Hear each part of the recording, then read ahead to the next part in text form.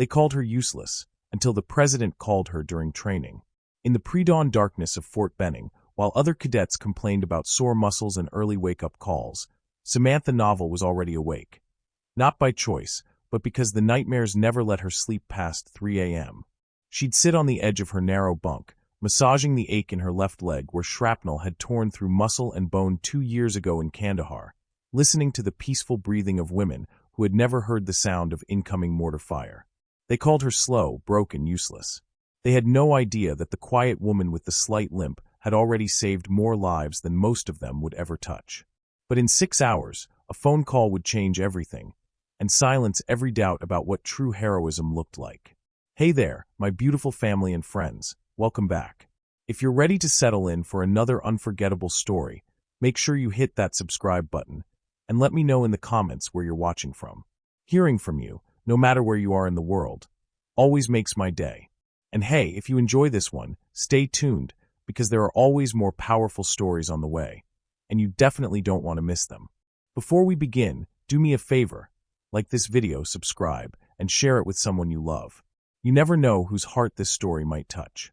Now, let me take a moment to speak into your life. I pray that whatever burden you're carrying, you find peace that passes all understanding. I pray that in the quiet moments when no one sees your tears, God sees you and comforts you. I pray for healing over every broken piece of your heart, and strength to rise again no matter how many times life has knocked you down. May joy find its way back to you, even if you've forgotten what it feels like. May your faith be reignited, your spirit lifted, and may love, real, deep, unconditional love, surround you wherever you are right now.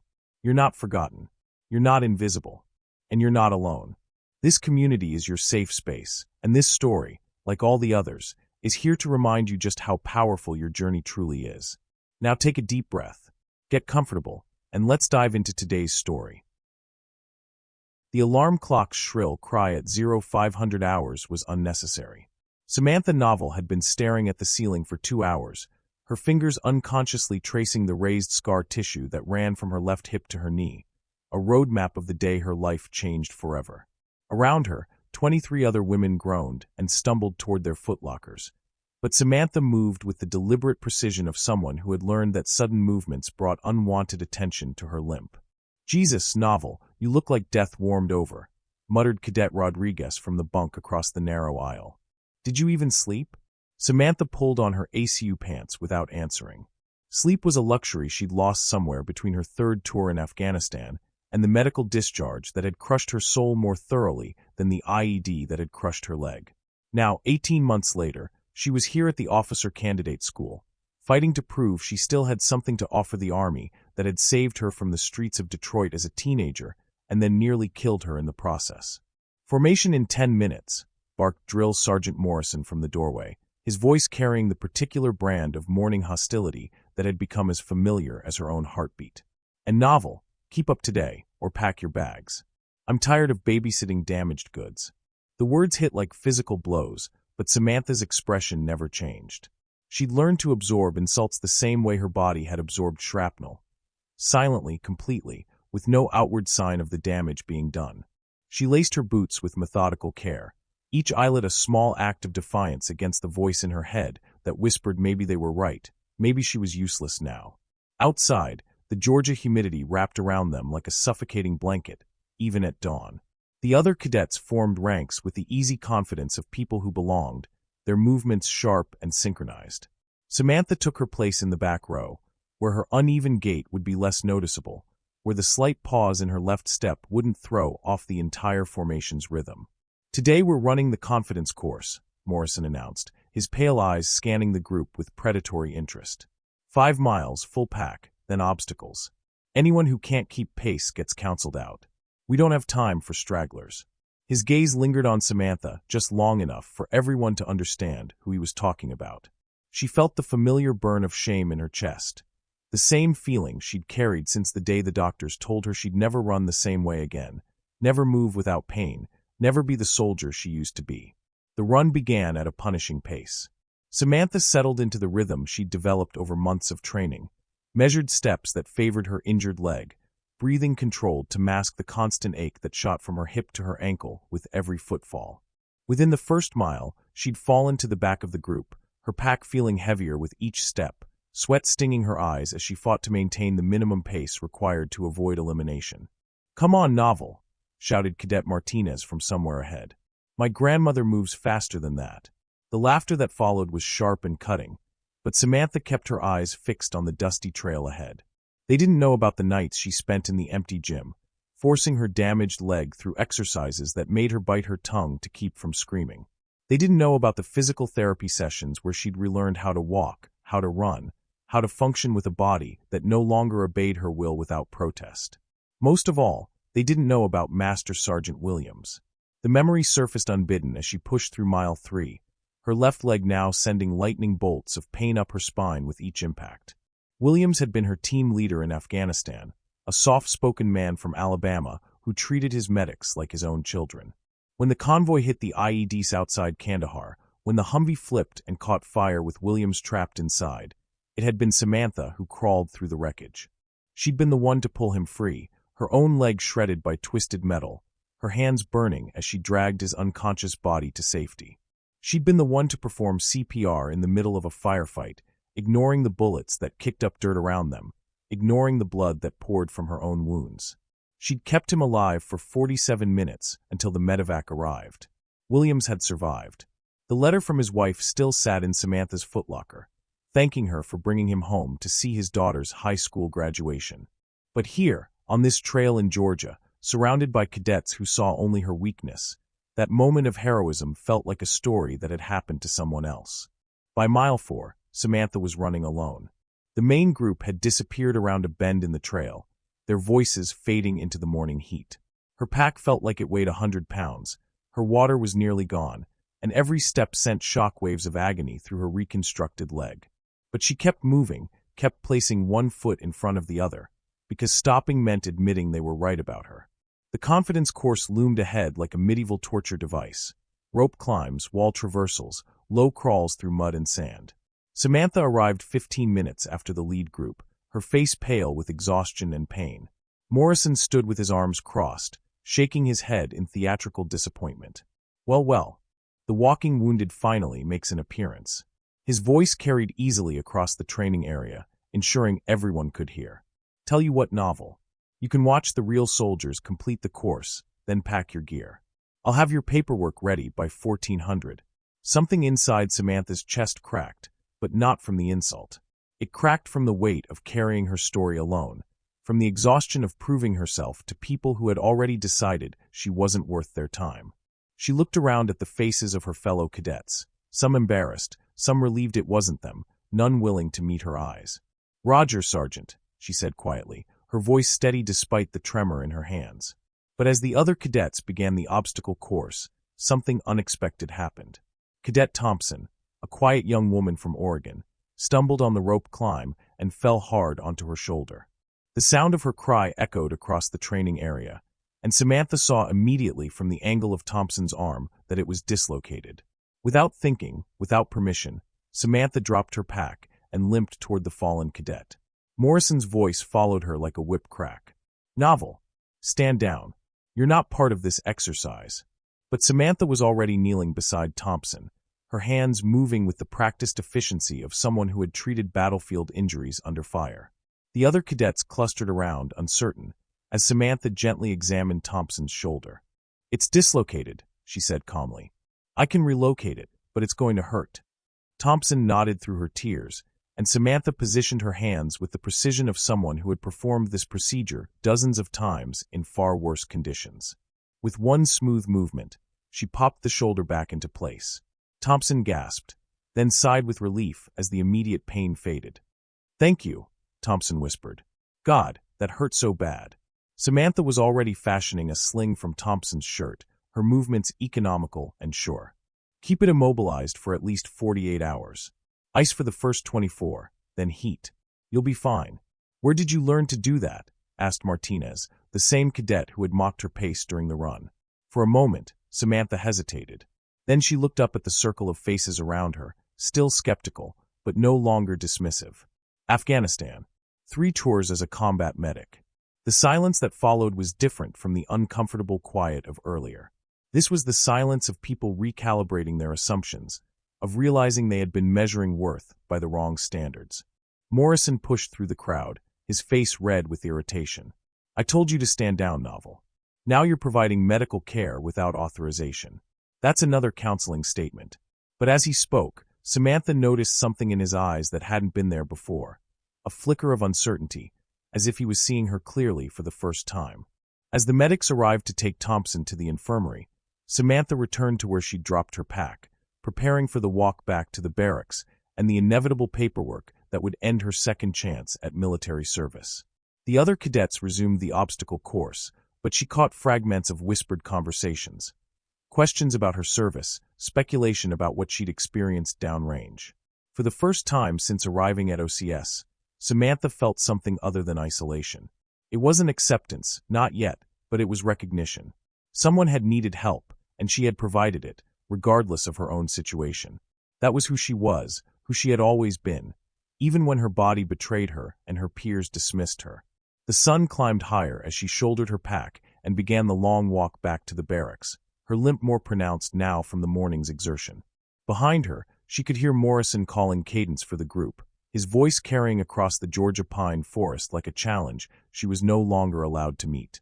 But for the first time in months, Samantha Novel walked with her head up, carrying not just the weight of her pack and her injuries, but also the quiet knowledge that heroism wasn't about being the fastest or the strongest. Sometimes it was about being the one who stepped forward when someone needed help, regardless of the personal cost. She had no way of knowing that in Washington, D.C., a different kind of recognition was already in motion, or that her story of quiet sacrifice was about to reach the highest office in the land. Have you ever been underestimated because others only saw your struggles, not your strength? What quiet acts of service do you perform that go unnoticed? Sometimes our greatest battles are invisible to those around us, but they shape us into the heroes the world needs. The barracks felt like a tomb when Samantha returned. Most of the other cadets were still on the confidence course, their voices carrying faintly through the Georgia heat. She sat on her bunk, staring at the half-packed duffel bag she'd started that morning in anticipation of this moment. The paperwork Morrison had mentioned would be waiting on her bunk by 1400, less than 3 hours to officially end her second chance at serving her country. She pulled out a worn photograph from her footlocker, Master Sergeant Williams standing with his team outside FOB Chapman. Samantha was there in the back row, barely visible behind the larger soldiers, her medical bag slung across her shoulder. Williams had his arm around her shoulders in that photo, treating her like the daughter he'd never had. 6 months later, she'd crawled through fire to save his life. "I tried," she whispered to the photograph. "I really tried." The sound of running footsteps in the hallway interrupted her quiet moment of defeat. The door burst open and Cadet Rodriguez stumbled in, her face flushed with panic. "Novel, thank God you're here. We need help. There's been an accident." Samantha was on her feet before Rodriguez finished speaking, her personal crisis temporarily forgotten. "What happened?" "It's the male cadets from Delta Company. They were doing live-fire exercises when one of the weapons malfunctioned. There's been an explosion, at least 3 wounded, maybe more. The ambulances are 20 minutes out, and—" Rodriguez's voice cracked. "There's a lot of blood." Without hesitation, Samantha grabbed her small medical kit, the personal one she'd carried through 3 deployments, and followed Rodriguez out of the barracks. Her leg protested with each step, but adrenaline had kicked in, and the pain faded to background noise. This was familiar territory: chaos, injury, people who needed help. The scene at the firing range was controlled pandemonium. Drill sergeants shouted orders while cadets formed a perimeter around the wounded. Samantha could see 3 figures on the ground, instructors kneeling beside them with field dressings that were already soaked through with blood. "Novel." Sergeant First Class Davis, one of the range safety officers, spotted her approach. "You've got medical training, right? We need all hands until the medics arrive." Samantha didn't answer. She was already assessing the scene with the clinical detachment that had kept her alive in Afghanistan. The first casualty had superficial lacerations and was sitting up, more scared than hurt. The second was unconscious but breathing steadily, a head wound that looked worse than it was. The third was Cadet Johnson from Delta Company, and he was dying. Blood poured from his femoral artery where shrapnel had torn through his upper thigh. The makeshift tourniquet someone had applied was incorrectly positioned, and doing nothing to stop the hemorrhaging. Johnson's face was already pale with shock, his breathing shallow and rapid. "Everyone back," Samantha ordered with quiet authority, kneeling beside Johnson despite the stabbing pain in her own leg. Her hands moved with practiced efficiency, cutting away his torn uniform to expose the wound. "I need clean gauze, a proper tourniquet, and someone to maintain his airway." "Novel, you're not authorized," began one of the instructors. "He's going to bleed out in the next 5 minutes if someone doesn't stop this hemorrhage," Samantha interrupted, her voice carrying the absolute certainty of battlefield experience. "You can write me up later." She positioned the tourniquet high on Johnson's thigh, above the wound, and tightened it with controlled force. The bleeding slowed, then stopped. Johnson's pulse was thready but present. She elevated his legs, covered him with someone's jacket to prevent shock, and began monitoring his vital signs with the focus of someone who had performed this exact procedure under enemy fire. "How do you know all this?" asked Davis, watching her work with growing amazement. 3 tours, Afghanistan. I've seen this before." Samantha's hands never stopped moving, checking Johnson's pulse, adjusting his position, monitoring his breathing. "The key is stopping the bleeding and maintaining perfusion until definitive care arrives." As if summoned by her words, the sound of approaching sirens cut through the morning air. But Samantha didn't relax her vigilance. She'd seen too many soldiers die in the minutes between field treatment and hospital care to trust that Johnson was safe yet. The EMTs arrived with professional efficiency, but something unexpected happened as they prepared to take over Johnson's care. The lead paramedic, a weathered man in his 50s, took one look at Samantha's improvised treatment and whistled low. "Ma'am, this is textbook trauma care. Where'd you learn to work like this?" "Army combat medic," Samantha replied, still monitoring Johnson's pulse. 3 deployments. The paramedic nodded with professional respect. "Well, you just saved this kid's life.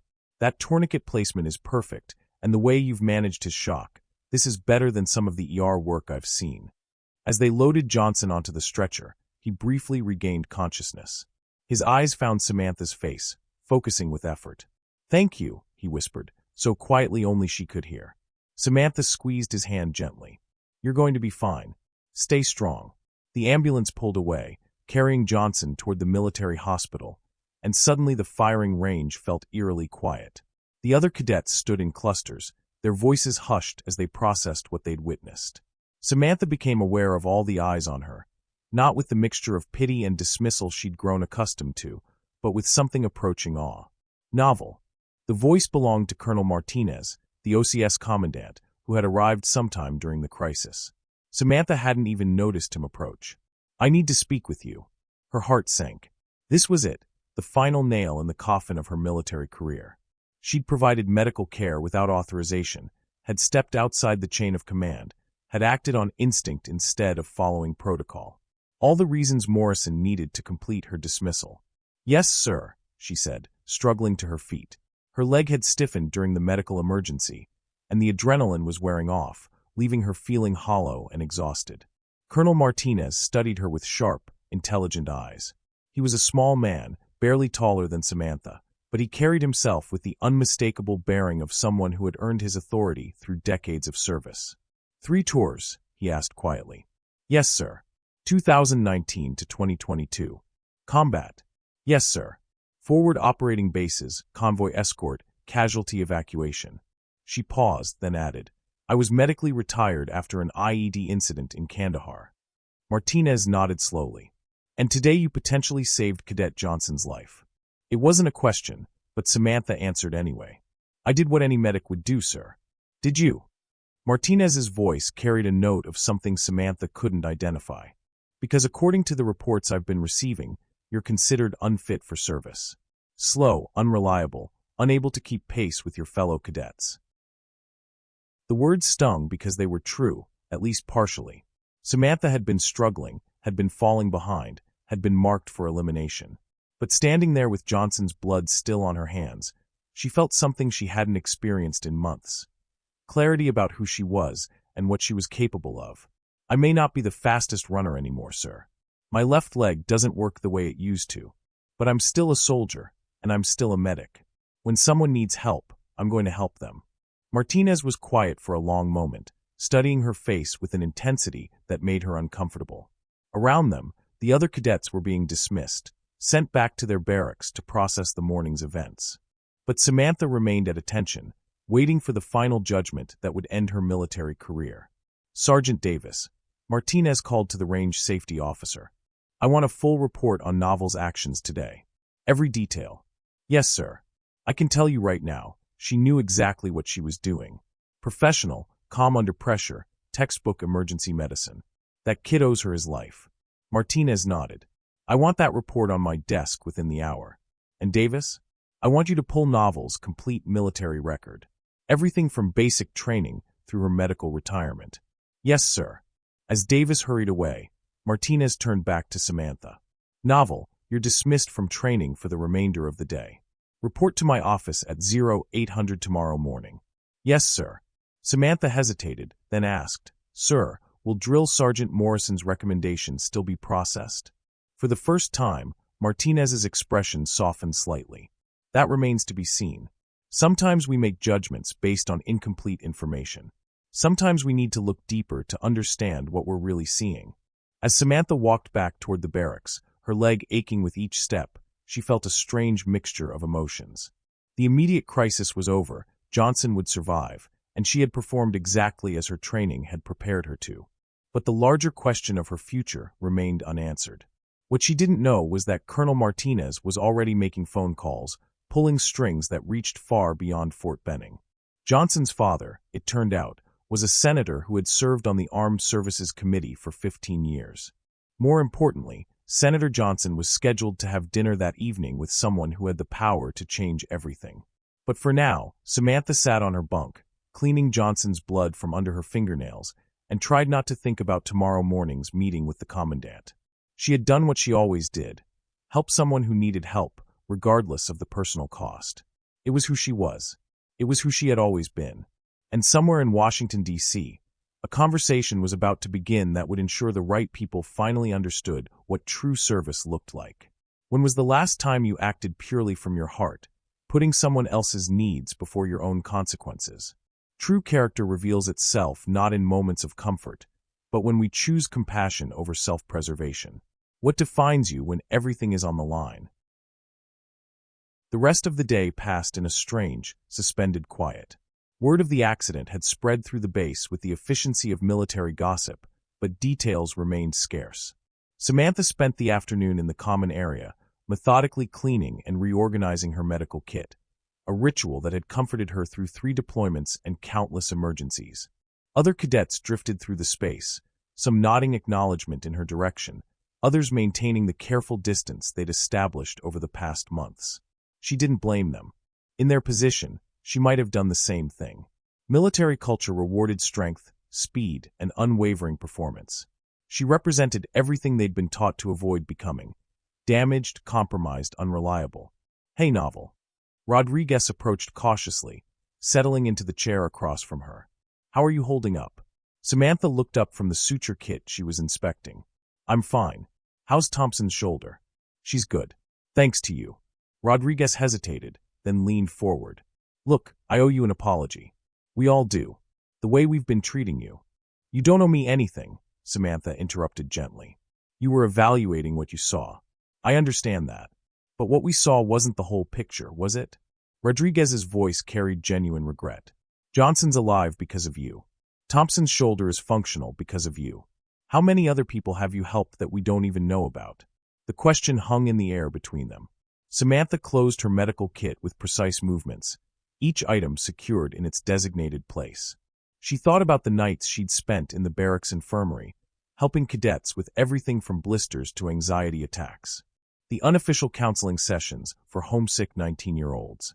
The countless small acts of care that she provided simply because she saw people who needed help. It's not about keeping score, she said finally.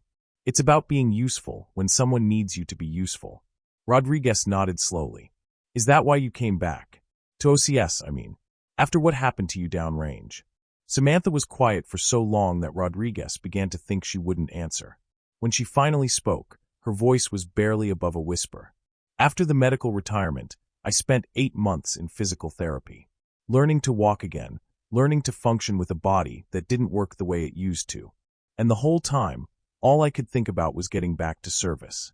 Not because I loved the army, though I do, but because being a soldier was the only way I knew how to be useful. She stood up, testing the weight on her left leg. The pain was always there now, a constant reminder of the price she'd paid for serving others. But it was manageable, and manageable was enough. The doctors told me I'd never be combat effective again. The administrators told me I should be grateful for my disability pension and move on with my life. But moving on felt like giving up on the only thing I'd ever been good at. She met Rodriguez's eyes. So I applied for OCS. Figured maybe I could still serve, just in a different capacity. And now, Samantha shrugged. Now I'm meeting with Colonel Martinez tomorrow morning to discuss my future. Which probably means signing the paperwork to leave the army for good. Rodriguez stood as well, her expression troubled. After what you did today, after saving Johnson's life, they can't seriously be considering washing you out. They can, and they probably will. I don't meet the physical standards. I can't keep pace with the other cadets. On paper, I'm exactly what Drill Sergeant Morrison says I am, damaged goods. Samantha's voice held no bitterness, only resignation. The fact that I can still do the job when it matters doesn't change the fact that I can't do all the other parts of the job anymore. As Rodriguez left, shaking her head in frustration, Samantha made her way to the small chapel on base. It was nearly empty at this hour, just a few soldiers scattered among the pews, seeking whatever peace they could find in the quiet space. She took a seat in the back row, not to pray. She'd lost most of her faith somewhere in the mountains of Afghanistan, but simply to sit in silence and prepare herself for tomorrow's conversation with the commandant.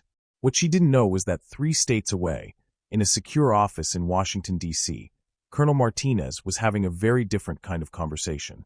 Senator Johnson, I understand your concern for your son's welfare, and I want to assure you that he's receiving the best possible care.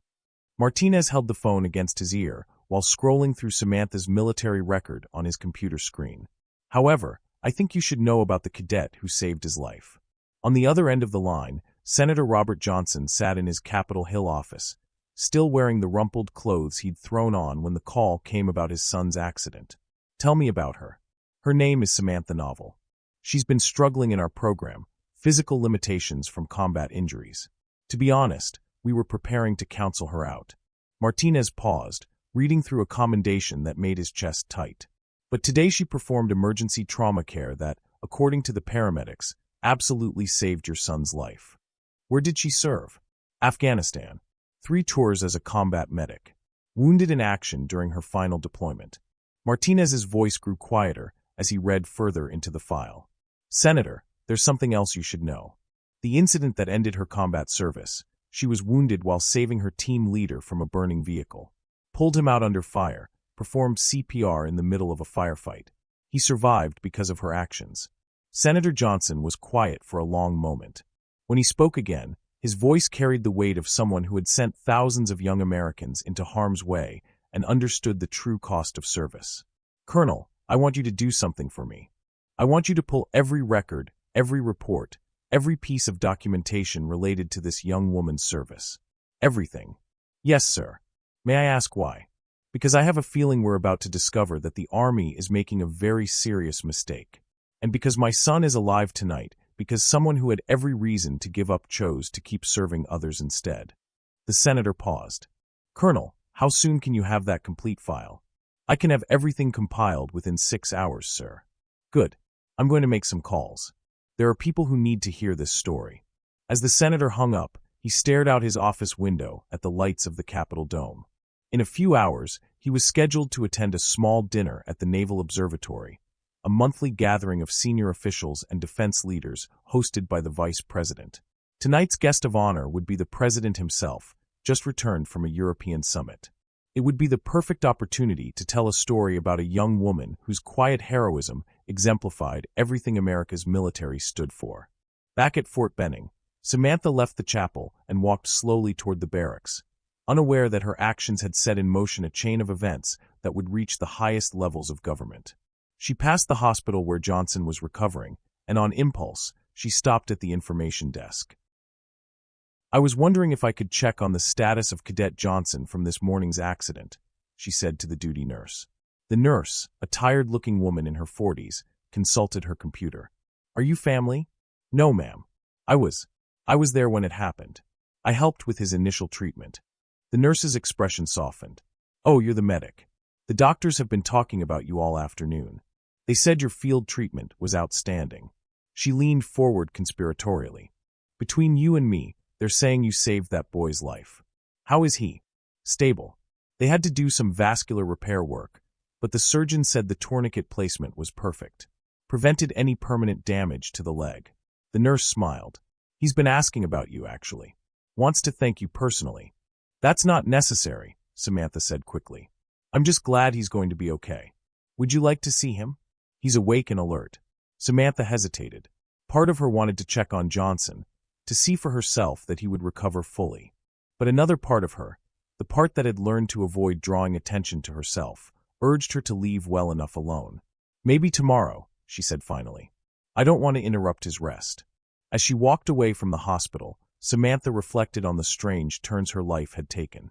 6 months ago, she'd been living in a studio apartment in Detroit, surviving on disability payments, and trying to figure out what to do with the rest of her life. The decision to apply for OCS had felt like a desperate gamble. One last attempt to find purpose and service to something larger than herself. Now, facing almost certain dismissal from the program, she found herself oddly at peace. She had helped Johnson. She had used her skills to save a life. If that was to be her final act as a soldier, it was an act she could be proud of. She didn't know that across the base, Colonel Martinez was burning through the night, compiling a file that painted a picture of extraordinary service and sacrifice. She didn't know about the phone calls being made in Washington, the conversations that were elevating her story from a local incident to a matter of national attention. All she knew was that tomorrow morning, she would report to the commandant's office and accept whatever judgment awaited her. She had served to the best of her ability, had helped people who needed help, and had maintained her integrity in the face of doubt and dismissal. It would have to be enough. In her bunk that night, listening to the quiet breathing of her fellow cadets, Samantha stared at the ceiling and thought about Master Sergeant Williams. He'd taught her that being a soldier wasn't about being perfect. It was about being present when people needed you most. Today, she had been present for Johnson. Tomorrow, she would be present for whatever came next. She fell asleep just after midnight. Her last conscious thought a quiet prayer of gratitude that she had been in the right place at the right time to help someone who needed help. It was a prayer she had offered countless times over the years, never expecting recognition or reward, simply grateful for the opportunity to serve. 3 time zones away, in a secure conference room in Washington, a very different kind of gratitude was being expressed as senior officials reviewed the file that Colonel Martinez had compiled. The story of Samantha novel was about to reach the Oval Office, carried by people who understood that true heroism often wore the quiet face of everyday service. How often do we continue serving others, even when we feel unappreciated or overlooked? True character isn't measured by the recognition we receive, but by the consistency of our actions when no one is watching. What quiet acts of service do you continue, simply because they're the right thing to do? For the next 4 hours, Samantha found herself doing something she'd never done before, sharing her knowledge with soldiers who would soon face the same dangers she'd survived.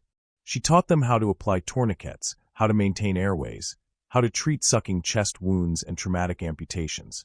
But more than that, she taught them why each skill mattered, sharing stories of real casualties, real saves, real moments when knowing the difference between textbook medicine and battlefield medicine meant the difference between life and death. The most important thing to remember, she told them as the session wound down, is that your job isn't to perform perfect medicine. Your job is to keep your battle buddy alive long enough for someone else to perform perfect medicine. Sometimes that means improvising. Sometimes that means working with equipment that's damaged or supplies that are running low. But you never give up on someone who needs your help. One of the recruits, a young woman from Texas with eager eyes, raised her hand. Ma'am, what's the hardest part about being a combat medic? Samantha considered the question, thinking about all the casualties she'd treated, all the soldiers she'd saved, and the few she hadn't been able to save. The hardest part is living with the knowledge that someone's life depends on your decisions. Every time you treat a casualty, you're making choices that will determine whether they go home to their families or not. That's a weight you carry forever. How do you handle that pressure? You focus on the person in front of you, not the chaos around you, not the danger, not your own fear. just the person who needs your help. Samantha met the young woman's eyes. And you remember that being trusted with someone's life is the greatest honor you can receive as a soldier. As the recruits filed out, chattering excitedly about what they'd learned, Davis approached Samantha with something approaching reverence in his expression. Novel, that was outstanding. These kids learned more in 4 hours with you than they would have learned in 2 weeks of standard curriculum. He paused. Mind if I ask you something personal? Of course, Sergeant. Why did you come back? After what happened to you downrange, after earning your retirement, why put yourself through OCS? Why risk facing rejection and elimination when you'd already given more than most people ever will? Samantha was quiet for a moment, organizing her thoughts. It was a question she'd asked herself countless times during the dark months after her medical retirement. Because I realized that my service wasn't about what I could get from the Army. It was about what I could give to it. My leg doesn't work the way it used to, and maybe I can't keep up with 20-year-olds on a 5-mile run anymore. But I still know things. I still have experiences and skills that could help other soldiers survive what I survived. She gestured toward the door through which the recruits had departed. Those kids are going to deploy someday. If something I taught them today saves one life, then all of this, the pain, the rejection, the struggle to prove myself all over again, will have been worth it. Davis nodded slowly. You know, Novel, I've been in the Army for 22 years. I've served with a lot of soldiers, good ones and bad ones, heroes and cowards. But I've never met anyone who understood service the way you do. I'm not special, Sergeant. I just learned early that being useful to other people is the only thing that really matters. As Samantha walked back toward the barracks that afternoon, she felt something she hadn't experienced in months, a sense that she was exactly where she belonged, doing exactly what she was meant to do. Teaching those young soldiers had reminded her why she'd fallen in love with military medicine in the first place. It wasn't about the adrenaline or the challenges. It was about being present in moments when her knowledge and experience could make the difference between life and death. What she didn't know was that everything she'd done that day had been carefully observed and documented. Davis's questions hadn't been casual conversation. They'd been part of a comprehensive evaluation designed to assess her character under various forms of pressure. In Washington, D.C., a secure file was growing thicker with each passing hour, filled with witness statements, performance evaluations, and detailed analyses of every choice Samantha Novel had made during her military career. The picture that emerged was of a soldier whose commitment to service transcended personal cost, who consistently chose others' welfare over her own advancement, who embodied the highest ideals of military service without ever seeking recognition for doing so. And in the Oval Office, a decision was beginning to crystallize, a decision that would soon place a phone call that would change everything. When have you been tested without knowing it? Sometimes our character is evaluated not through formal assessments, but through the small choices we make when we think no one is watching. How do you respond when given opportunities to serve others, especially when it costs you personally? That evening, Samantha sat in the base library, working through a stack of medical journals that Davis had given her to prepare for the next day's training session. The library was nearly empty except for a few cadets cramming for upcoming exams and a maintenance worker quietly restocking shelves. She preferred the quiet hours after dinner, when she could focus without the curious stares that had followed her since the incident with Johnson. She was deep in an article about battlefield trauma protocols when someone cleared their throat beside her table. Looking up, she found Chaplain Williams. No relation to her former team leader, but the coincidence of the name always gave her pause, standing with 2 cups of coffee and a gentle smile. Mind if I join you, Cadet Novel? The chaplain was a soft-spoken man in his 60s, with kind eyes and the patient demeanor of someone who had spent decades listening to soldiers' struggles. Of course, Chaplain. Samantha closed the journal and accepted the offered coffee gratefully. Williams settled into the chair across from her, studying her face with the practiced assessment of someone trained to recognize pain in all its forms. I heard about yesterday. About what you did for Cadet Johnson. Word travels fast on base, Samantha said quietly. It does. Especially when it involves the kind of heroism that reminds us why we serve. Williams sipped his coffee thoughtfully. But I get the sense that yesterday wasn't unusual for you. That helping people in crisis is something you've been doing for a long time. Samantha was quiet for a moment, unsure how to respond. She'd never been comfortable talking about herself, especially about the experiences that had shaped her into who she was. Chaplain, "Can I ask you something?" she said finally. "Of course. Do you ever wonder if some people are just built different, like they're meant to absorb other people's pain?" Williams leaned back in his chair, recognizing the deeper question beneath her words. "Tell me what you mean." Samantha stared into her coffee, seeing not the dark liquid but memories that she rarely allowed herself to revisit.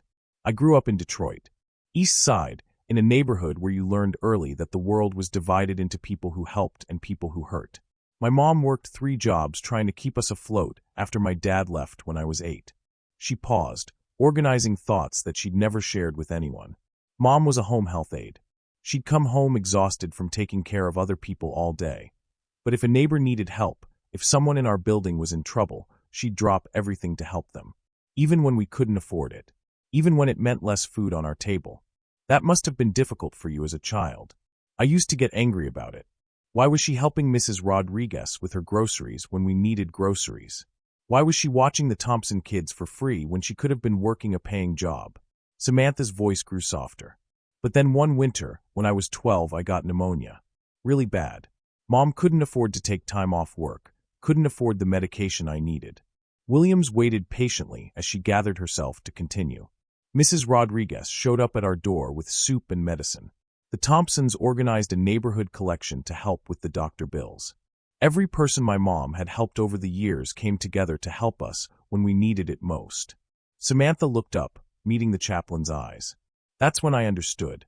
Mom wasn't just helping people, she was building a community. She was creating a network of people who looked out for each other. And that's what shaped your understanding of service. Mom used to say that you could measure your worth by how many people were better off because you existed. Not wealthier, not more successful, just better off. Safer, healthier, less alone. Samantha's voice carried the weight of a philosophy that had guided her entire adult life. When I joined the Army, it felt like the natural extension of what she'd taught me. A way to help people on a larger scale. Williams nodded, understanding beginning to dawn in his expression. And the injuries? The medical retirement? How did that challenge your sense of purpose? This was the hardest part, the wound that went deeper than the physical damage to her leg. Samantha was quiet for so long that Williams began to think she wouldn't answer. After the doctors told me I'd never be combat ready again, I spent 8 months in a VA hospital in Atlanta. Physical therapy, surgery, more physical therapy. And for the first time in my adult life, I wasn't helping anyone. I was just taking up space, consuming resources, being a burden. Her hands tightened around the coffee cup. I watched other veterans struggle with PTSD, with addiction, with homelessness. I saw people who had given everything for their country being treated like inconveniences by a system that wanted them to disappear quietly. And I couldn't help them because I could barely help myself. That must have felt like losing your identity. It did. The Army had given me purpose, structure, a way to be useful. Without that, she shrugged. I spent a lot of nights wondering if Mom was wrong. Maybe worth isn't measured by how much you help others. Maybe worth is just about what you can produce, how fast you can run, how much weight you can carry. Williams leaned forward. But you're here now. You chose to try again, to put yourself through OCS despite knowing you might face exactly the kind of rejection you've experienced. What changed? Samantha was quiet for a moment, thinking about the decision that had brought her back to military service. There was a young veteran in the VA hospital, Maria Santos. She'd lost both legs to an IED in Iraq, and she was struggling with depression, feeling like her life was over at 23. She could see Maria's face clearly, even now, the hopelessness in her eyes, the way she'd turned toward the wall whenever visitors came, shutting herself off from the world. The counselors couldn't reach her. Her family couldn't reach her. She'd given up completely. But one night, she started having a panic attack, flashbacks to the explosion that took her legs. The nursing staff was overwhelmed, and I was the only person in the room who understood what she was experiencing. Williams waited, sensing this was the crucial moment in Samantha's story.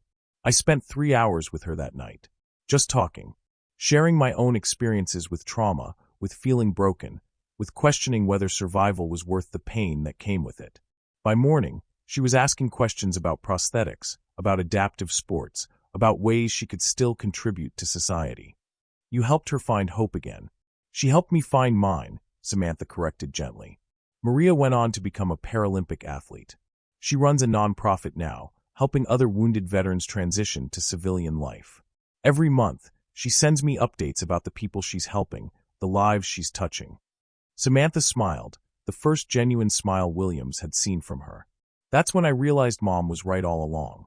Worth isn't about how fast you can run or how much weight you can carry. It's about being present when someone needs you to be present. Maria needed someone who understood her pain, who could show her that surviving trauma doesn't mean your life is over. And that's why you came to OCS? I realized I still had something to offer. Maybe I can't be a field medic anymore, but I can teach other medics. I can help soldiers prepare for what they might face. I can be useful in different ways. Her expression grew more serious.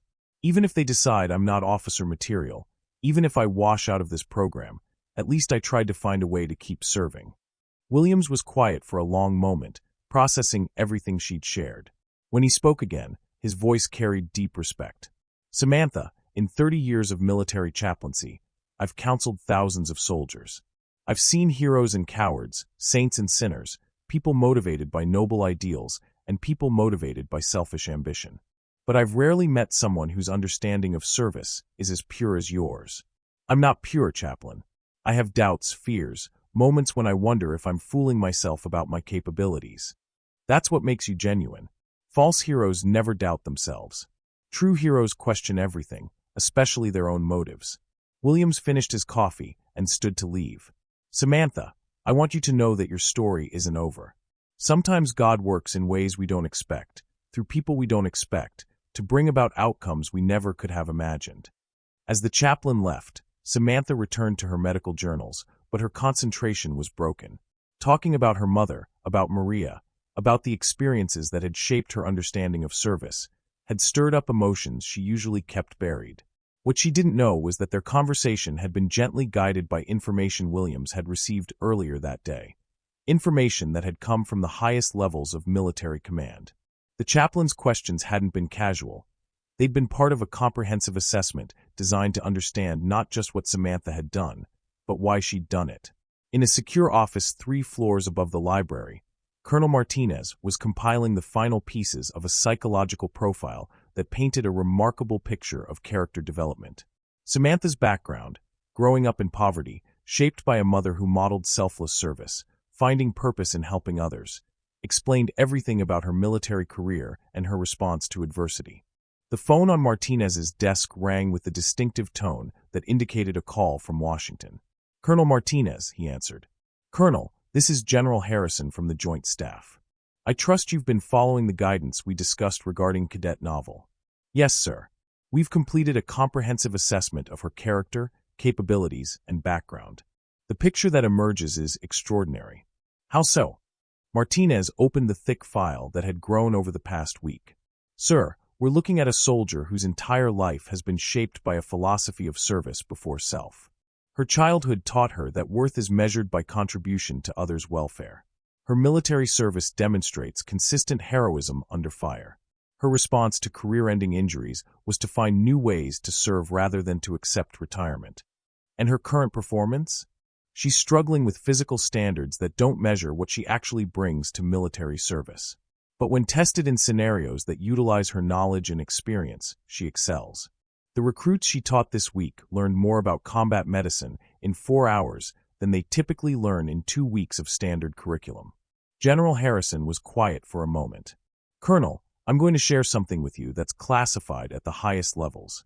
The President has been following Cadet Novel's case since Senator Johnson brought it to his attention. What started as gratitude for saving a senator's son has evolved into something much larger."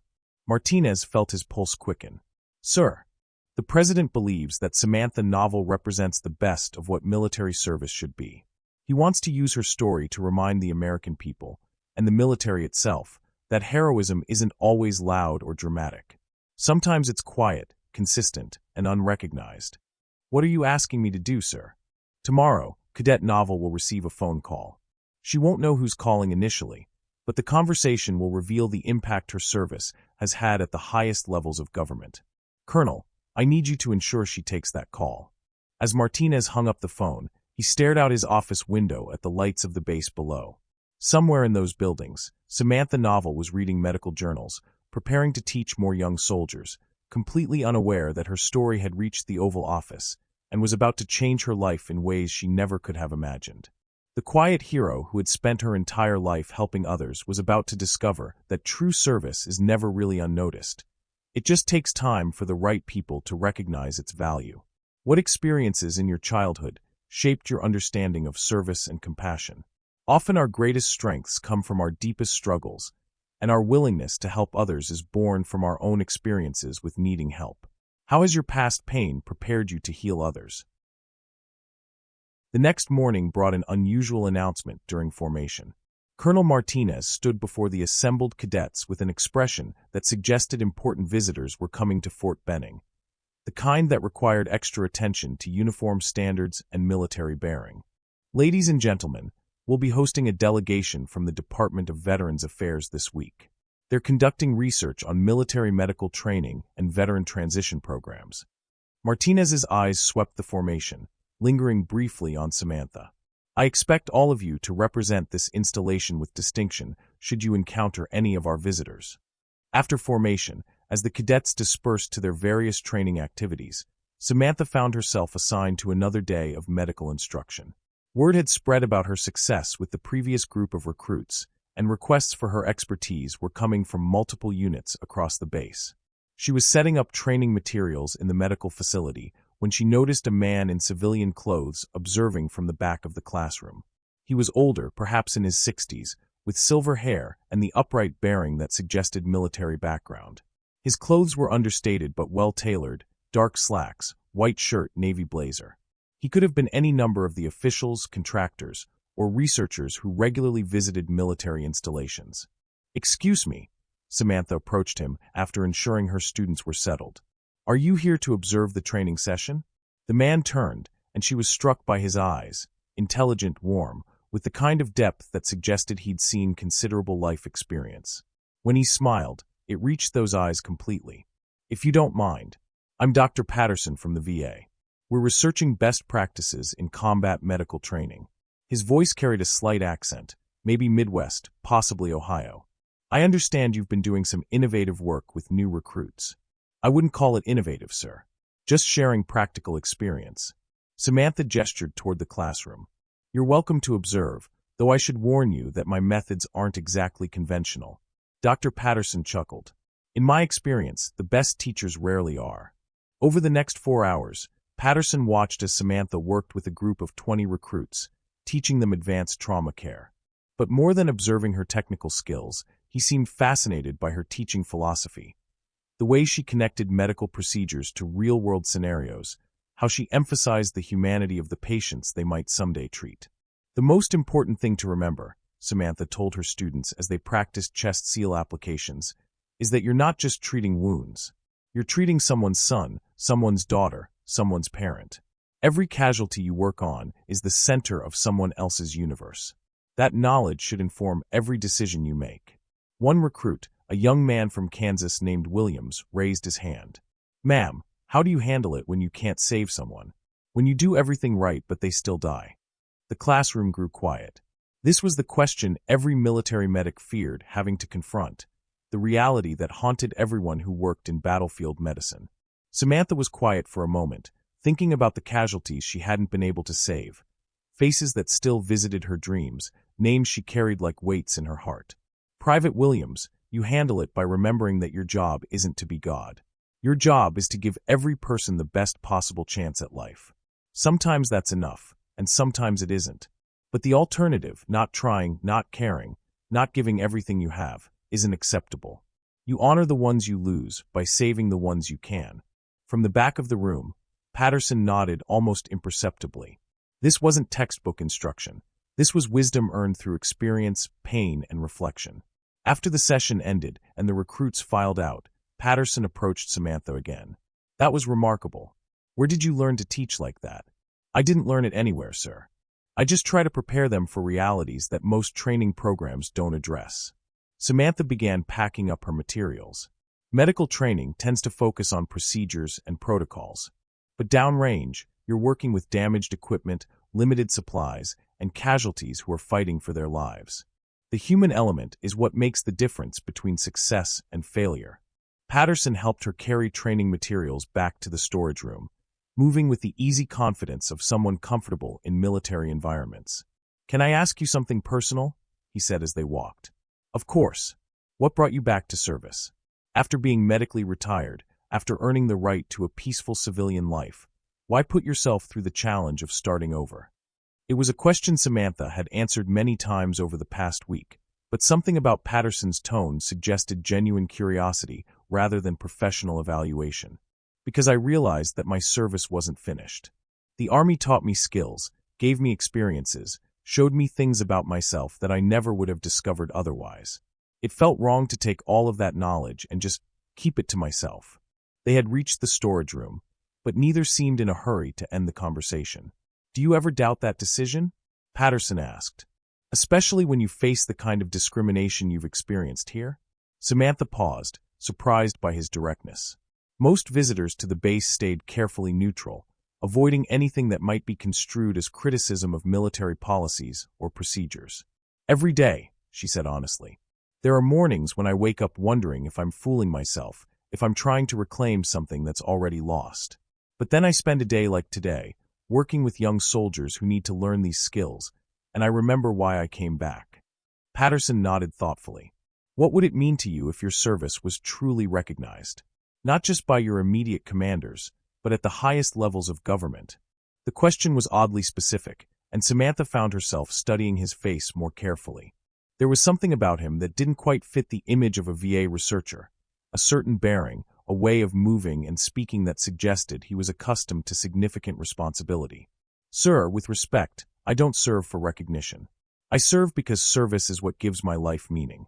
Recognition is nice, but it's not why I do this." "But surely you believe that good service should be acknowledged? That people who sacrifice for others deserve to have their contributions understood and valued?" Samantha considered this. "I think recognition matters when it helps other people understand what service looks like.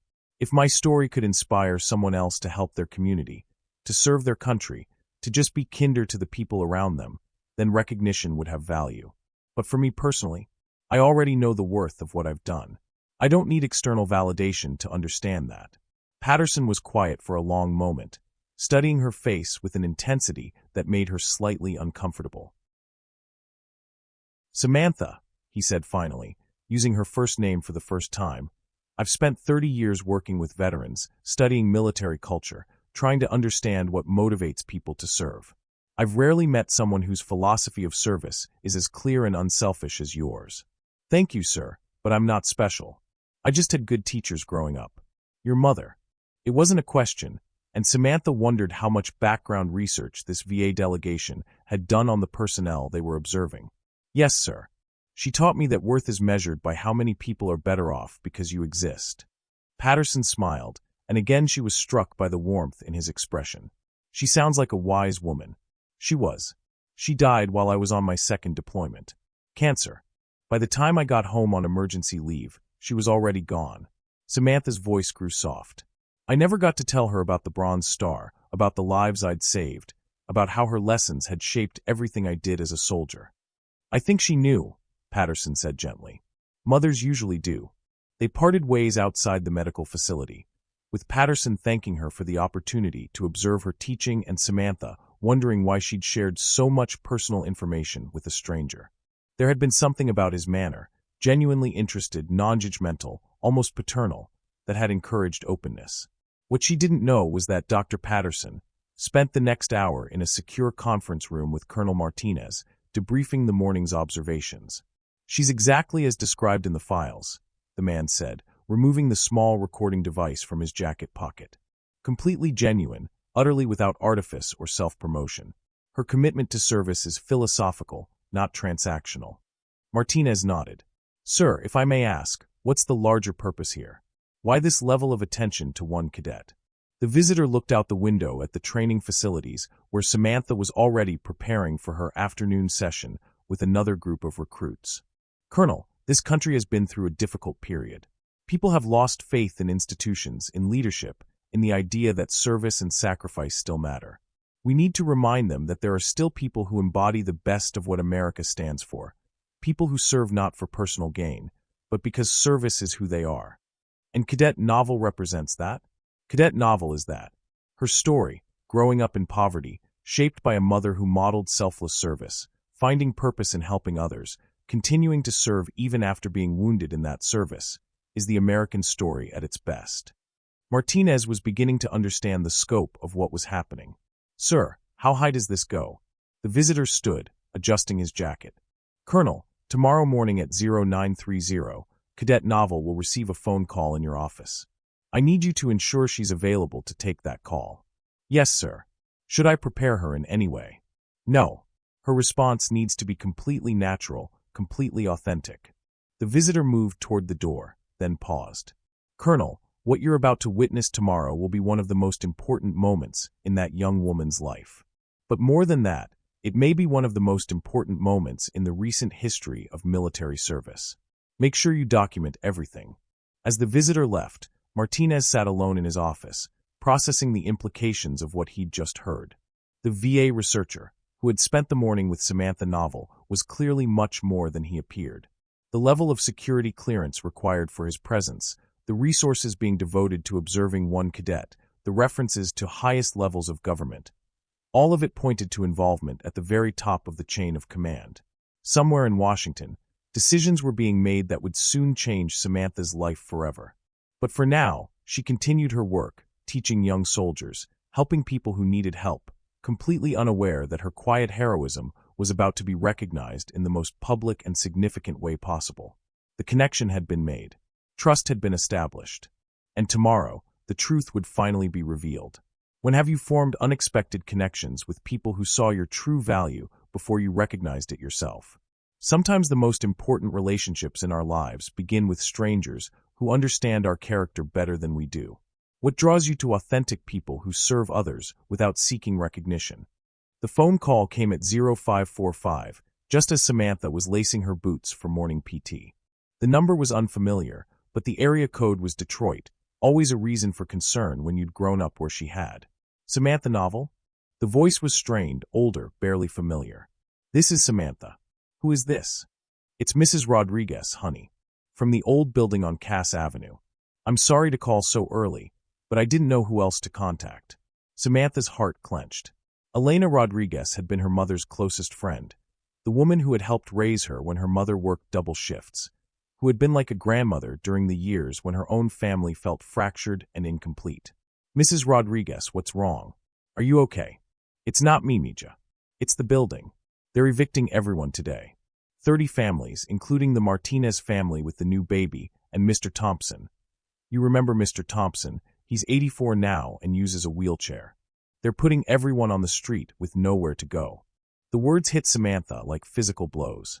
The apartment building on Cass Avenue wasn't just where she'd grown up.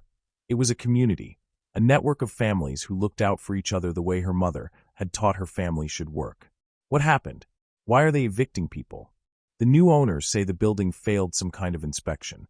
Electrical problems, plumbing issues, things that could be fixed, but they say it's cheaper to tear it down and build something new. Mrs. Rodriguez's voice cracked. "Samantha, these people have nowhere to go. The Martinezes have a 3-month-old baby. Mr. Thompson doesn't have family. Some of the older residents have been here for 20 years. Samantha closed her eyes, calculating quickly. Her savings from military service weren't substantial, but they might be enough to help some of the families find temporary housing, maybe cover deposits for new apartments.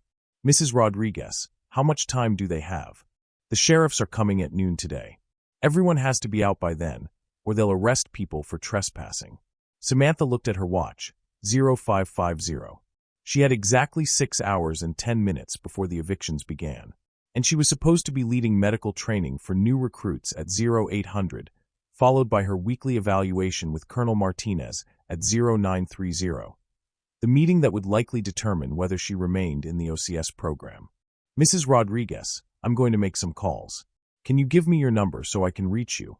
After writing down the contact information, Samantha sat on her bunk, staring at her phone while her fellow cadets prepared for morning formation. The smart play would be to offer sympathy, maybe send what money she could, and focus on her own crucial day at OCS. Missing training and evaluation meetings would almost certainly result in her dismissal from the program. But the faces she remembered from childhood kept flashing through her mind. Mrs. Martinez teaching her to cook when her mother worked late shifts, Mr. Thompson showing her how to fix bicycles in the building's courtyard, the network of neighbors who had created safety and community in a place where both were rare. She made her decision with the same instinctive certainty that had driven her to pull Master Sergeant Williams from the burning Humvee. Her first call was to her bank, arranging an emergency wire transfer of most of her savings to Mrs. Rodriguez. The second was to a veterans advocacy organization in Detroit that she'd worked with during her recovery, asking them to coordinate temporary housing for the displaced families. The third was to a local news station, hoping media attention might pressure the building owners to allow more time for relocation. Novel. Drill Sergeant Morrison's voice cut through her concentration. Formation in 5 minutes. Move it. Samantha grabbed her gear and ran toward the formation area, her phone still pressed to her ear as she coordinated with a social services caseworker in Detroit. She managed to slide into ranks just as Morrison began taking attendance, earning a sharp look but avoiding a counseling statement. During PT, while other cadets focused on their run times and push-up counts, Samantha's mind was 3 states away, calculating resources and coordinating logistics. She stumbled twice during the obstacle course, her concentration broken by incoming text messages with updates from Detroit. Novel. What the hell is wrong with you today? Morrison's voice was harsh with irritation. Your head is somewhere else, and your performance shows it. Report to my office after training. At 0800, instead of leading her scheduled medical training session, Samantha found herself sitting across from Morrison, trying to explain her distraction without revealing the full scope of the crisis she was managing. Family emergency, Sergeant. I'm handling it, but it required some urgent attention this morning. Morrison leaned back in his chair, his expression skeptical. Novel, you're already on thin ice in this program. Today was supposed to be your chance to demonstrate consistent performance.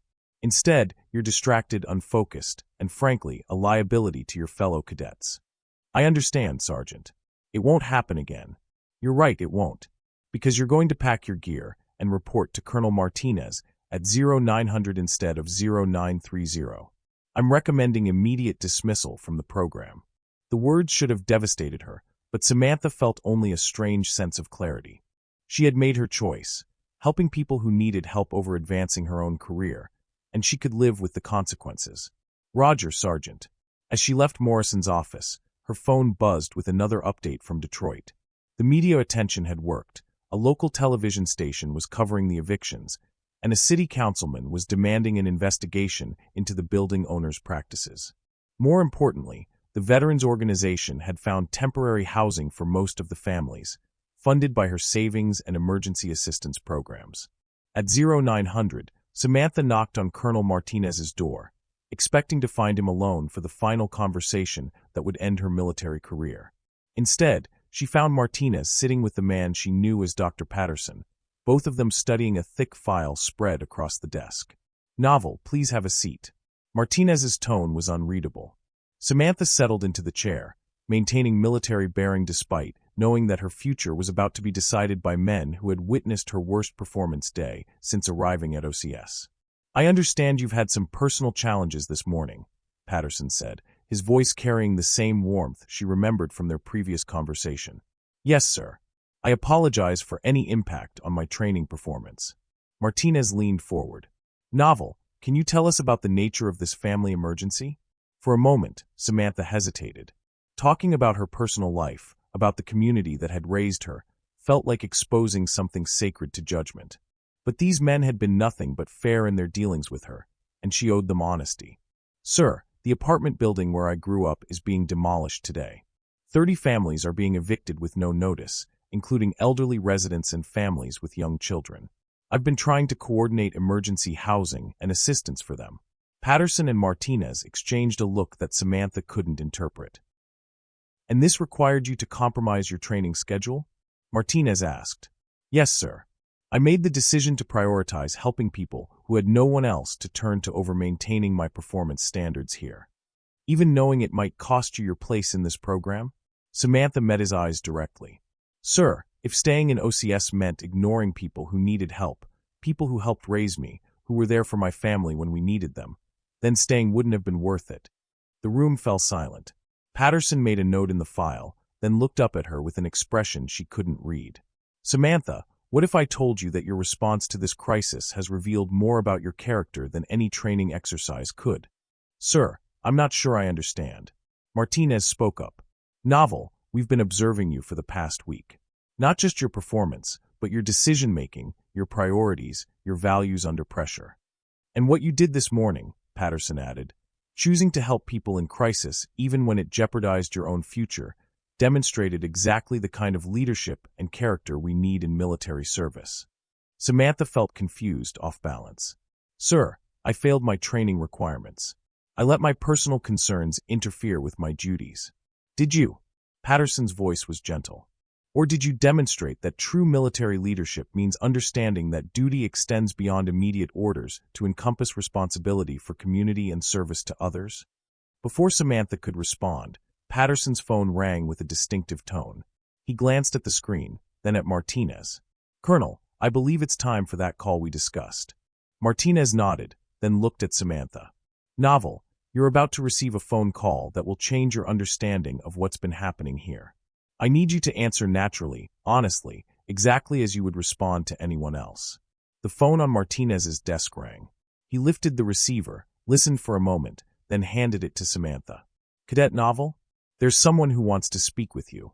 Samantha took the phone, her heart racing with confusion and anticipation. Her morning had already been surreal. Now it was becoming completely incomprehensible. This is Cadet Novel. Cadet Novel, this is President Harrison. The words didn't compute immediately. Samantha stared at Patterson and Martinez, both of whom were watching her with expressions of anticipation and something that might have been pride. Sir, I'm sorry, could you repeat that? This is President Harrison, Samantha, the President of the United States. And I've been following your story very closely. The phone suddenly felt impossibly heavy in her hand. This couldn't be real. Presidents didn't call struggling cadets at military training programs. This had to be some kind of test, some elaborate evaluation scenario. Samantha, are you there? Yes, sir. I'm here. I'm having trouble processing what you're telling me.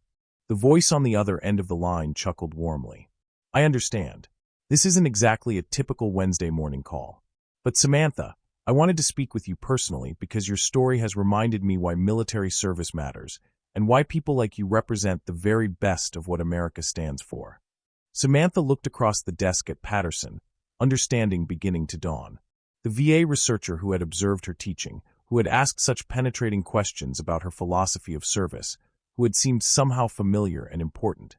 He wasn't who he had appeared to be. And the phone call that would change everything was just beginning.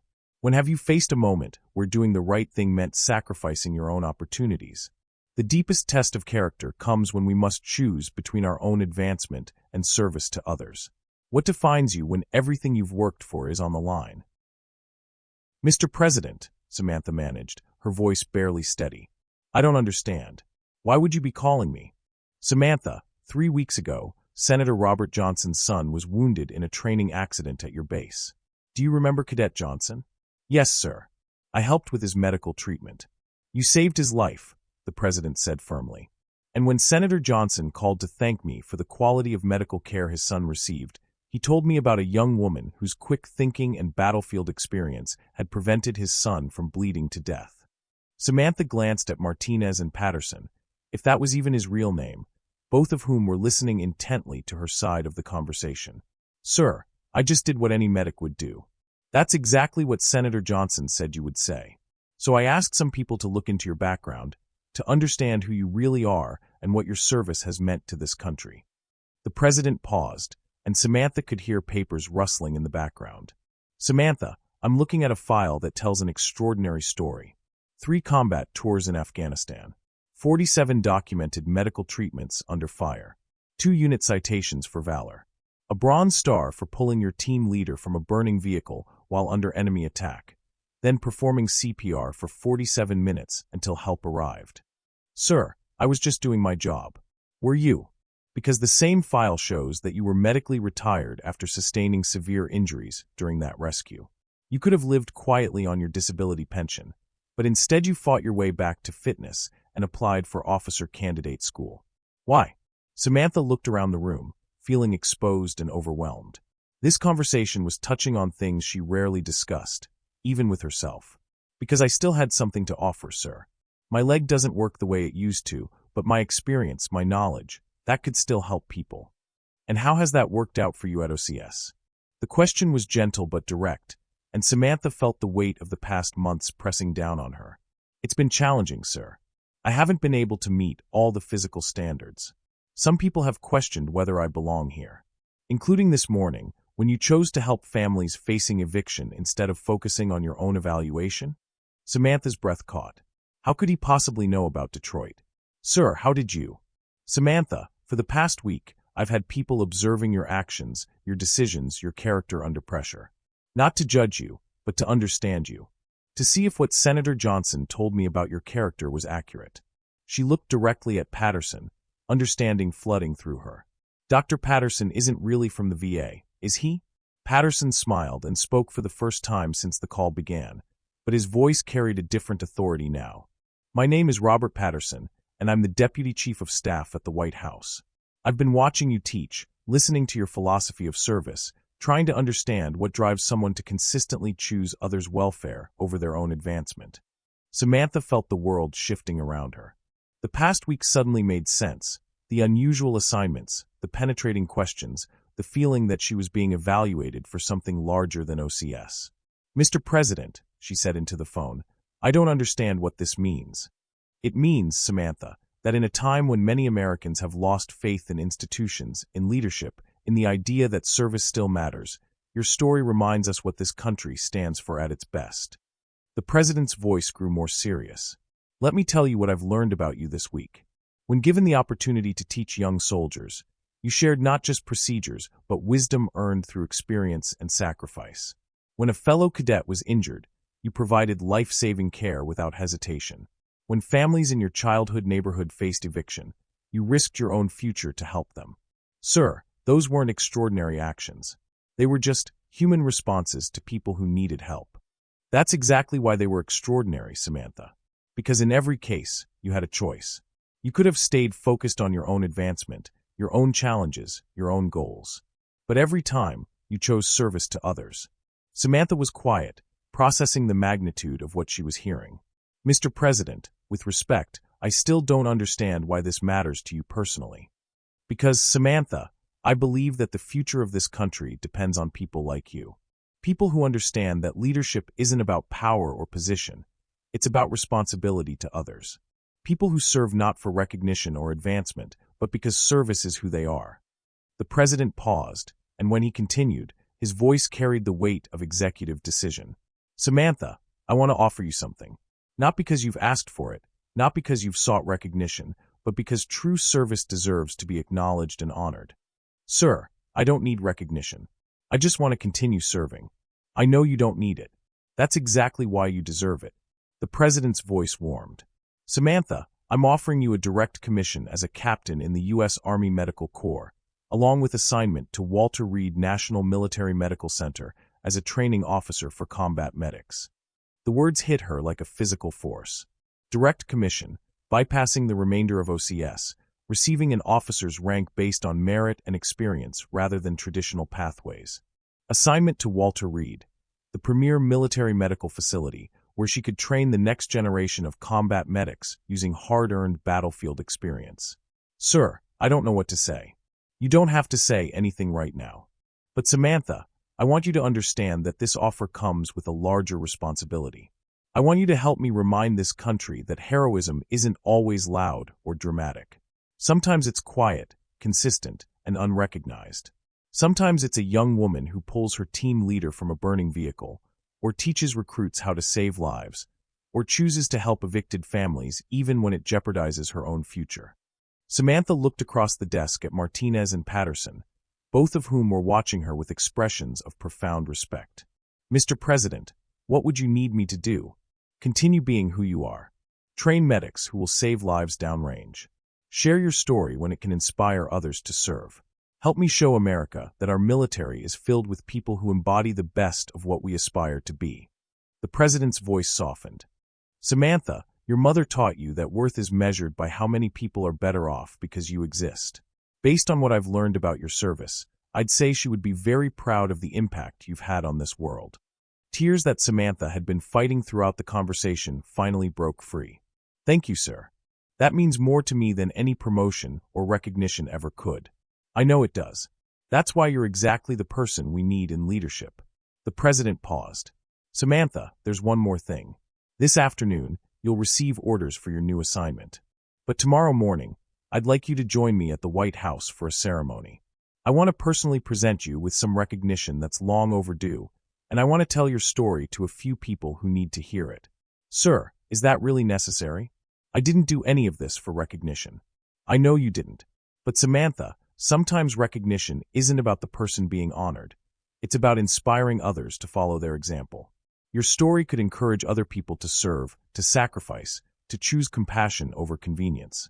President Harrison continued, "And honestly, after the week you've had being dismissed as unfit while simultaneously saving lives and helping displaced families, I think it's time for the world to understand what true fitness for service actually looks like." As the call ended with arrangements for travel to Washington, Samantha sat in stunned silence, the phone still in her hand. The room felt surreal, like she'd stepped into someone else's life. Patterson, Deputy Chief of Staff Patterson, was the first to speak. "Samantha, I want you to know that everything you've experienced this week has been authentic. Your responses, your decisions, your character, none of that was prompted or scripted. We simply created opportunities for you to demonstrate who you really are." Martinez nodded. "Novel, Captain Novel. Your story is going to change how we think about military service, about what we value in our leaders. What you've shown us is that technical excellence without character means nothing, but character with competence can change the world." Samantha finally found her voice. "Gentlemen, I need to ask you something. This morning, when I chose to help the families in Detroit instead of focusing on my evaluation, did you know I would make that choice?" Patterson and Martinez exchanged a look. "We hoped you would," Patterson said gently, "because that choice revealed everything we needed to know about your priorities, your values, and your fitness for leadership. Anyone can run fast or complete obstacle courses, but only someone with your character would risk their own future to help people who had no one else to turn to. And the families? Are they really safe?" "They're safe," Martinez confirmed. "But Samantha, they're safe because you made them safe. Your sacrifice, your money, your advocacy, that's what protected them. What we've done is simply ensure that your service to others is finally being matched by service to you." As Samantha left the commandant's office with orders that would change her life, she carried with her a profound sense of completion. The scared young woman who had grown up in Detroit, shaped by a mother who measured worth through service to others, had found her way to a place where that philosophy was not just valued but celebrated. But more than personal vindication, she felt the weight of responsibility. The president hadn't just offered her recognition. He'd asked her to help restore faith in the idea that service matters, that character counts, that ordinary people can achieve extraordinary things through consistent compassion. The quiet hero who had spent her life helping others was about to discover that the greatest reward for service wasn't recognition or advancement. It was the opportunity to serve at an even higher level, to impact even more lives, to continue the work that had always given her life meaning. Tomorrow, she would stand in the White House and accept honors that she had never sought. But today, she would prepare for a new mission, proving that true leadership begins with understanding that power is not something you take for yourself, but something you use in service to others. The revelation was complete. The transformation was about to begin. When have you discovered that your quiet acts of service were being noticed by people you never expected? Sometimes our most authentic moments happen when we think no one is watching, but the right people always see true character. How does it feel to realize that your values align with something larger than yourself? 6 months later, Captain Samantha Novel stood in the training facility at Walter Reed National Military Medical Center, watching a group of young medics practice trauma procedures under her guidance. The morning sun streamed through the windows, illuminating faces that reminded her of herself at their age, eager, determined, slightly overwhelmed by the responsibility they were preparing to shoulder. "Remember," she told them as they worked through a complex casualty scenario, "your job isn't to be perfect. Your job is to give every casualty the best possible chance at life. Sometimes that means improvising with damaged equipment. Sometimes it means working in conditions that would challenge an emergency room physician. But you never give up on someone who needs your help. Private Martinez, no relation to the colonel, but the name always made Samantha smile, raised her hand. Ma'am, how do you handle the pressure when someone's life is literally in your hands? Samantha paused, thinking about all the ways she'd answered that question over the past months. The White House ceremony felt like a lifetime ago, though she could still recall every detail. Standing in the Rose Garden while President Harrison presented her with the Medal of Commendation, listening as he told her story to an audience of senior military officials, veterans advocates, and media representatives. But what struck her most about that day wasn't the ceremony itself. It was the conversation afterward, when the president had pulled her aside for a private moment. Samantha, he had said, I want you to understand something. This recognition isn't the end of your story. It's the beginning of a new chapter. The real work starts now. He had been right. The medal, the promotion, the prestigious assignment, all of it was meaningful, but it was also just the foundation for larger service. Private Martinez, Samantha said, returning to the present moment, you handle the pressure by remembering that this is bigger than you. Every person you treat is someone's universe, their child, their parent, their partner. That knowledge should inform every decision you make, every technique you apply, every moment you spend fighting for their life. After the training session ended, Samantha walked through the corridors of Walter Reed, reviewing the afternoon's schedule. She had become the Army's go-to expert on battlefield medicine, but more than that, she had become something she'd never expected. A symbol of what military service could look like when character drove competence. The past 6 months had brought changes she was still processing. Her story, shaped by President Harrison's presentation and amplified by media coverage, had resonated far beyond military circles. Veterans organizations were using her example to advocate for better support for wounded warriors. Military academies were incorporating her philosophy of service into their leadership curricula. And most surprisingly, civilian organizations were reaching out, asking her to speak about the connection between personal character and professional effectiveness. But the change that mattered most to Samantha was happening right here, in the daily work of training the next generation of combat medics. Captain Novel? The voice belonged to Sergeant First Class Thompson, a senior instructor who had initially been skeptical about the celebrity medic being assigned to his facility. That skepticism had evaporated within days of watching her work with students. What's up, Sergeant? Ma'am, we just got word that one of your former students from Fort Benning saved 3 lives in Syria last week. Staff Sergeant Williams, he was in that first group you taught about tourniquet placement and shock management. Samantha smiled, remembering the young recruit from Kansas who had asked about handling cases where you couldn't save everyone. How did he do? IED hit their convoy. Williams kept 2 soldiers with arterial bleeds alive until medevac arrived, and he correctly diagnosed a tension pneumothorax in the 3rd casualty. His unit commander says his response was textbook, exactly the kind of field medicine that separates live casualties from key statistics. The satisfaction Samantha felt was deeper and more complete than any personal recognition could have provided. This was the real measure of success. Knowledge passed on, lives saved by people she had trained, the ripple effect of competence and compassion spreading through the military medical community. Sergeant, make sure that gets documented in Williams' personnel file. And see if we can get a debrief from him. Other students could learn from his experience. As Thompson left to make the arrangements, Samantha's phone buzzed with a text from an unexpected source. Mrs. Rodriguez in Detroit. Mija, thought you should know, the community center you helped us establish is celebrating its 6-month anniversary. 40 families now have permanent housing, and Mr. Thompson is teaching wheelchair repair to other veterans. Your mama would be so proud. The message was accompanied by a photo, the community space that had emerged from the crisis 6 months ago, filled with families from the old Cass Avenue building. Samantha could see Mr. Thompson in his wheelchair, surrounded by younger veterans learning mechanical skills, his face bright with the satisfaction of being useful. After the eviction crisis, Samantha had used her newfound platform to advocate for the displaced families. Her story, the combat veteran who risked her military career to help her childhood community, had attracted national attention and significant donations. But more than money, it had drawn the involvement of people who understood that communities are built one relationship at a time, one act of service at a time. Captain Novel? Another voice interrupted her thoughts.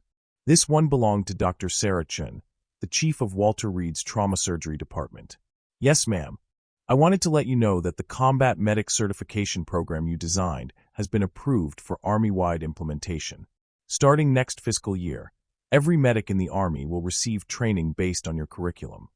The news should have felt like a tremendous professional victory, but Samantha's first thought was practical. Do we have enough qualified instructors to roll it out effectively? Dr. Chin smiled. That's exactly the right question, and it's exactly why the program is going to succeed. You're not thinking about credit or recognition. You're thinking about implementation and impact. The program will only work if it's taught by people who've actually done the job under fire. We need to identify instructors who can teach not just the procedures, but the judgment that comes with experience. Agreed. Which is why I'm recommending you for promotion to major and assignment as the Army's Director of Combat Medical Education. The position would give you the authority to shape medical training across all branches of service. Samantha was quiet for a moment, processing the magnitude of what Dr. Chin was suggesting. 2 years ago, she had been living in a studio apartment in Detroit, wondering if her military service was truly finished. Now she was being offered the opportunity to influence how the entire military approached battlefield medicine. Dr. Chun, that's an incredible opportunity, but I need to ask, would I still be able to teach directly? To work with individual students? Why would that matter to you? This position would give you impact at a strategic level. Because strategy without human connection is just theory. The students I work with directly, they keep me grounded in the reality of what we're preparing people for. I never want to lose touch with the individual medic who's going to be crawling through fire to save someone's life. Dr. Chin nodded with understanding. Captain Major, that attitude is exactly why you're the right person for this job. And yes, the position would include time for direct instruction. We wouldn't want you to lose what makes you effective. That evening, Samantha sat in her small apartment near Walter Reed, video chatting with some of the families from Detroit. The technology allowed her to maintain connections that would have been impossible to sustain through letters or phone calls alone. Samantha, you need to see this, said Mrs. Martinez, turning her laptop to show a thriving community garden behind the new community center. The kids are learning to grow their own food, and the elderly residents are teaching them techniques they learned from their grandparents. It's becoming exactly what your mama always talked about, a place where people take care of each other. The image brought tears to Samantha's eyes. This was her mother's vision realized. A community where people's worth was measured by their contribution to others' welfare, where strength was found in mutual support rather than individual achievement. After the call ended, Samantha opened her laptop and began working on the speech she'd been asked to give the following week at the National Veterans Conference. The theme was service beyond self, and she'd been struggling to find words that captured the complexity of military service in the modern era. True service, she wrote, isn't about what you can get from the experience, recognition, advancement, personal satisfaction. True service is about what you can give to something larger than yourself. It's about being present when people need you, even when it costs you personally. It's about understanding that your worth is measured not by your individual achievements, but by how many people are better off because you exist. My mother taught me that lesson growing up in Detroit, but the Army gave me the opportunity to live it on a scale I never could have imagined. Every soldier I've trained, every life I've helped save, every family I've been able to support, these represent the real rewards of service. Not the medals or the promotions, but the knowledge that your actions have made a difference in the world. As she wrote, Samantha thought about the chain of events that had brought her to this moment. An act of kindness toward an injured cadet had caught the attention of a senator, who had shared her story with the president, who had recognized that her quiet heroism represented something the country needed to celebrate and emulate. But the real transformation hadn't been in her circumstances. It had been in her understanding of how individual actions could create ripple effects far beyond anything she'd imagined. The medics she trained would save lives she'd never know about. The families she'd helped in Detroit were building community that would support future generations.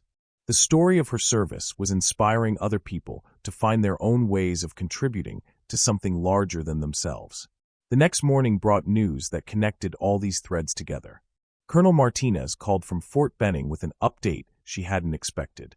"Major Novel," he said, using her new rank, "I thought you should know that Drill Sergeant Morrison submitted a formal recommendation yesterday." Samantha's heart skipped. Morrison had been the source of her harshest criticism at OCS. the voice that had consistently questioned her fitness for service. "Sir, what kind of recommendation?" "He's recommending that the incident with Cadet Johnson be used as a case study in military academies nationwide. He wants future officers to understand that true fitness for service isn't measured by physical capabilities alone, but by character under pressure." The irony was almost overwhelming.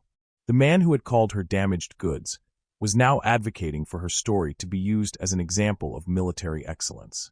"Sir, did he say what changed his mind?" Martinez chuckled. "He said that watching the impact you've had since leaving Fort Benning made him realize he was measuring worth by the wrong standards. He's actually requesting assignment to Walter Reed so he can learn your teaching methods." That afternoon, as Samantha led another group of medics through advanced trauma scenarios, she reflected on the strange journey that had brought her here. She was still the same person who had grown up on Cass Avenue, shaped by a mother who measured worth through service to others. She still carried the physical scars from her service in Afghanistan, still dealt with the constant ache in her left leg that reminded her of the price of heroism. But she was also different now, not because of the recognition or the promotion, but because she understood the scope of her influence. Every lesson she taught, every student she mentored, every story she shared about the importance of character in leadership, all of it was contributing to a larger transformation in how society understood service and sacrifice. "Major Novel?" Private Martinez approached after the training session ended. "I wanted to ask you something personal." "Of course." "Ma'am, my little sister is starting high school next year, and she's been asking about military service. She wants to know if it's possible to make a real difference, to help people in ways that matter. What should I tell her?" Samantha smiled, thinking about the question that went to the heart of everything she'd learned about service and purpose. "Tell her that the opportunity to make a difference is always there, but it requires you to focus on others rather than yourself. Tell her that real heroism isn't about being the strongest or the fastest. It's about being present when people need you most. And tell her that sometimes the most important service happens quietly, without recognition, in moments when you choose compassion over convenience." "She'll like that answer, ma'am." As Private Martinez left, Samantha looked around the training facility that had become her professional home. Tomorrow would bring new students, new opportunities to share knowledge that could save lives, new chances to demonstrate that character and competence weren't separate qualities, but interconnected aspects of effective service. The journey from struggling cadet to respected leader had taught her that transformation wasn't about changing who you are. It was about finding environments where who you are could flourish and contribute to something meaningful. Her phone buzzed with a final message of the day, this one from President Harrison himself. "Major Novel, congratulations on the promotion and the new assignment. Your story continues to inspire people across the country to think differently about service and sacrifice. Thank you for reminding us that heroes come in many forms, and that the most important ones often work quietly, consistently, and without seeking recognition. The nation is better because you exist."